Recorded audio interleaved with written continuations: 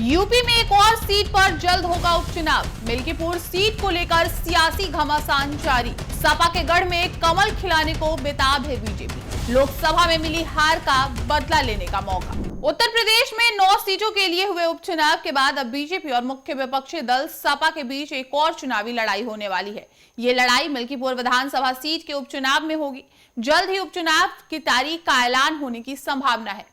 हाल ही में यूपी उपचुनाव में शानदार प्रदर्शन के बाद बीजेपी के हौसले बुलंद है, जबकि सपा ने कहा है कि उपचुनाव में बीजेपी की जीत नहीं हुई है, बल्कि ये जीत उसे फर्जी वोटों और धांधली के चलते मिली है। बहरहाल उपचुनाव की जीत ने बीजेपी को लोकसभा चुनाव में खराब प्रदर्शन की वजह से मिले जख्मों को काफी हद तक भर दिया है।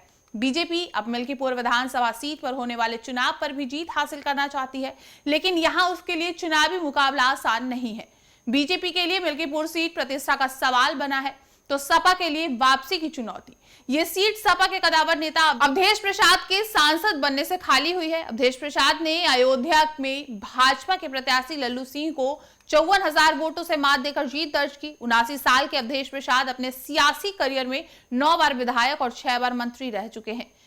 बहरहाल दूसरी ओर उपचुनाव की सफलता से उत्साहित सरकार और भाजपा संगठन अब मिल्कीपुर सीट जीतने के लिए जुटेगी। इसके लिए मुख्यमंत्री आवास पर हुई मंत्रियों की बैठक में मिल्कीपुर उपचुनाव जीतने की रणनीति का रोड मैप तैयार किया गया।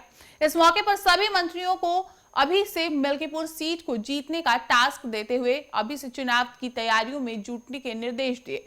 भाजपा के प्रदेश अध्यक्ष भूपेंद्र चौधरी और महामंत्री संगठन दोनों उप मुख्यमंत्री केशव प्रसाद मौर्य और ब्रजेश पाठक की मौजूदगी में हुई बैठक करीब 1 घंटे तक चली। इस मौके पर मुख्यमंत्री ने कहा कि कानूनी अड़चन दूर हो चुका है, इसलिए अब चुनाव आयोग कभी भी मिल्कीपुर सीट पर उपचुनाव कराने की घोषणा कर सकता है। उन्होंने कहा कि जिस प्रकार से सरकार और संगठन के लोग एकजुट होकर 9 में से 7 सीटें जीतकर विपक्ष को धाराशायी किया है, उसी प्रकार मिल्कीपुर सीट को भी जीतना है। बीजेपी ने कैबिनेट मंत्री सूर्य प्रताप शाही को अयोध्या जिले का प्रभारी मंत्री बनाया है। सूर्य प्रताप शाही के अलावा खेल मंत्री गिरीश यादव, खाद्य और रसद राज्य मंत्री सतीश शर्मा और राज्य मंत्री मयंकेश्वर शरण सिंह को मिल्कीपुर में सपा को हराने और बीजेपी को जीत दिलाने की जिम्मेदारी सौंपी गई है। अगले कुछ दिनों में बीजेपी के तमाम नेता मिल्कीपुर में डेरा डाल देंगे। मिल्कीपुर की सीट इसलिए बहुत अहम है क्योंकि ये फैजाबाद यानी कि अयोध्या लोकसभा में आती है। लोकसभा चुनाव में बीजेपी को फैजाबाद सीट पर जब हार मिली थी तो इसकी चर्चा देश भर में हुई थी, क्योंकि अयोध्या में राम मंदिर निर्माण के बाद इस सीट पर बीजेपी की हार की बात पार्टी के नेताओं और समर्थकों ने भी नहीं सोची थी। यहां से सपा के उम्मीदवार अवधेश प्रसाद जीते थे। अवधेश प्रसाद उस वक्त मिल्कीपुर सीट से मौजूदा विधायक भी थे। अवधेश प्रसाद दलित समुदाय से आते हैं। लोकसभा चुनाव के नतीजे उत्तर प्रदेश में बीजेपी के लिए बेहद खराब रहे थे।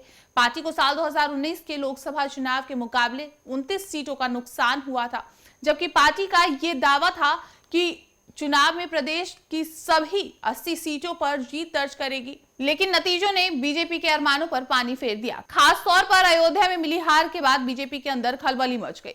सत्ता और संगठन की बैठक में ये मुद्दा गूंजता रहा है। वास्तव में बीजेपी अयोध्या में मिली हार को पचा नहीं पाई। आज भी पार्टी नेताओं में इसको लेकर मलाल रहता है। यही कारण है कि बीजेपी में मिल्कीपुर में उपचुनाव जीतकर अयोध्या की हार का बदला लेना चाहती है। हालांकि बीजेपी के लिए मिल्कीपुर में जीत की राह इतनी ज्यादा आसान नहीं है। इस सीट पर अब तक 17 बार चुनाव हुए हैं, जिसमें 2 उपचुनाव भी शामिल हैं। सबसे ज्यादा 5 बार सपा जीती है, वहीं बीजेपी को केवल 2 बार ही जीत मिली है। यहाँ कुल वोटर 3.5 लाख है। इसमें सबसे ज्यादा 1,20,000 दलित, 55,000 यादव, 30,000 मुसलमान हैं। इसलिए पीडीए फॉर्मूला काम करता है। बीजेपी को जीत दर्ज करने के लिए दलित वोटरों को साथ लेकर 60,000 ब्राह्मणों के साथ 25,000 क्षत्रिय और ओबीसी को एकजुट करना होगा।